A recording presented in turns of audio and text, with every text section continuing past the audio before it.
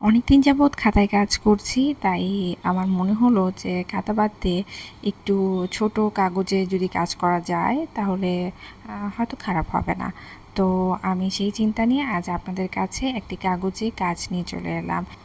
Hello everyone, আমি ঋতু। Colour palette পেজে আপনাদের সবাইকে স্বাগতম।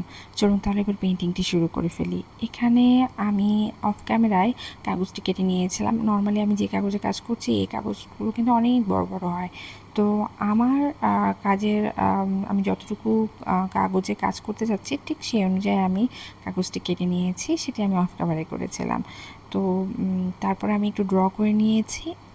তারপর আমি যেটি করেছি সেটি হচ্ছে আমি যেই বর্ডার লাইনটি রয়েছে, অর্থাৎ যেই জায়গাটুকুতে কোনো কাজ থাকবে না সেখানে আমি সাদা রং ব্যবহার করে নিয়েছি। কারণ এই কাগজটা একটু মানে খসখসে, যেই সাইডটুকুতে আমি কাজ করছি আর কি। তো সেই সাইডটুকুতে যদি এই কালারই থাকে তাহলে খুব একটা মানে কাগজের কালারটাই যদি থাকে তাহলে কাজটি খুব একটা ভালো লাগবে না। আর আমার মনে হলো ব্যাকগ্রাউন্ড করার আগে আমি বর্ডার লাইনের কাজটুকু করে নেওয়াটা বেটার হবে। দেন আমি তাই করছি। এখানে আমি বর্ডার লাইনটি করে নিয়েছি। তারপরে লাইট কালার থেকে কাজ শুরু করতে গেলে আমার ফুলের কালার লাইট, এ কারণে আমি প্রথমে সাদা কালারের যে কাজগুলো সেগুলো করে নিয়েছি। তো বর্ডার লাইন করলাম, তারপর ফুলের কাজগুলো একে একে করে নিলাম। এখানে আমি দুটি ফুল করেছি আর দুটি কলি মতন করেছি, যে ফুল মানে কলি থেকে ফুল ফুটছে। তো এরকমভাবে করে নেওয়ার পর আমি চলে যাচ্ছি ব্যাকগ্রাউন্ডের দিকে। তো ব্যাকগ্রাউন্ডে আমি ডার্ক অলিভ কালার রেখেছি একেবারেই। তো সেটা আমি আস্তে ধীরে করে নিচ্ছি। আর এখানে বলে রাখা ভালো যে আমি এই কাজটি করতে ছোট হলেও আমার কাজটি করতে অনেক সময় লেগেছে।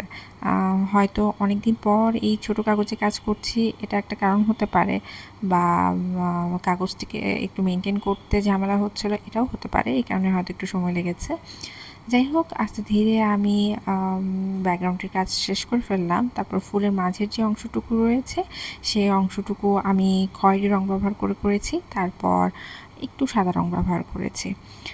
তো পুরো কাজ যখন হয়ে গেল তারপরে আমি জেল পেনের সাহায্যে আর স্কেলের সাহায্যে আমি একটু বর্ডার লাইন কেটে নিয়েছি। তো ফুলগুলো কেমন যেন লাগছিল, তো তাই আমি একটু অ্যাশ কালার ব্যবহার করে একটু রিয়েল ভাবটি আনার চেষ্টা করেছি, যাতে বোঝা যায় যে এখানে ফুলের পাপড়িগুলো উঁচু নিচু হয়ে আছে, ঠিক এটুকু বোঝার জন্য। তো প্রত্যেকটি ফুল এক একে আমি এভাবে করে নিলাম। এই তো কাজ কিন্তু আমার প্রায় শেষ হয়ে এসেছে। ভিডিওটি যদি আপনাদের ভালো লেগে থাকে লাইক কমেন্ট শেয়ার করতে ভুলবেন না, আর সেই সাথে অবশ্যই আমার ইউটিউব চ্যানেলটিকে সাবস্ক্রাইব করতে ভুলবেন না। ধন্যবাদ।